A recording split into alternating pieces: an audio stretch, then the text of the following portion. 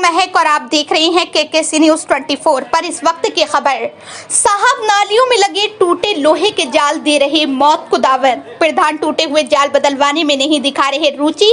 आगामी मुहर्रम पर हादसे की आशंका। टूटे जाल में फंस रहे दोपहिया वाहन, राहगीरों को निकलने में हो रही परेशानी।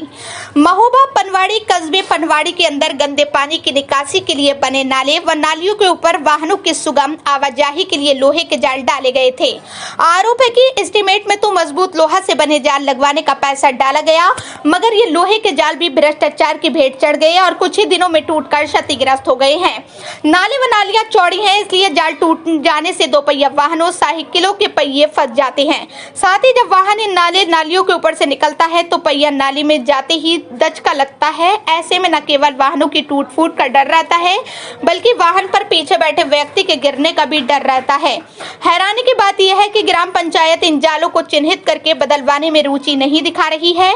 कस्बे के रावतपुरा, पठानपुरा, रहुनियापुरा, अगिनहोत्रीपुरा सहित अन्य जगह कई महीनों से जाल टूटे पड़े हुए हैं। अगिनहोत्रीपुरा में नाली पर डले दो जालों में से एक पूरी तरह क्षतिग्रस्त हो गया है। दोपहिया वाहन तो सही सलामत जाल दूसरे जाल के ऊपर से निकल जाते हैं, लेकिन चार पहिया वाहन टूटे हुए जाल में पहिया फंस जाने से वही धरे रह जाते थे।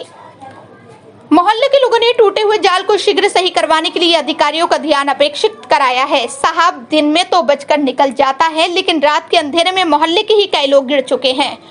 यहाँ रहने वाले शंकर लाल मिश्रा बताते हैं कि 1 साल से नाली से जाल टूटा हुआ है। रात में दिखाई न देने से पीड़ा और अधिक बढ़ गई है।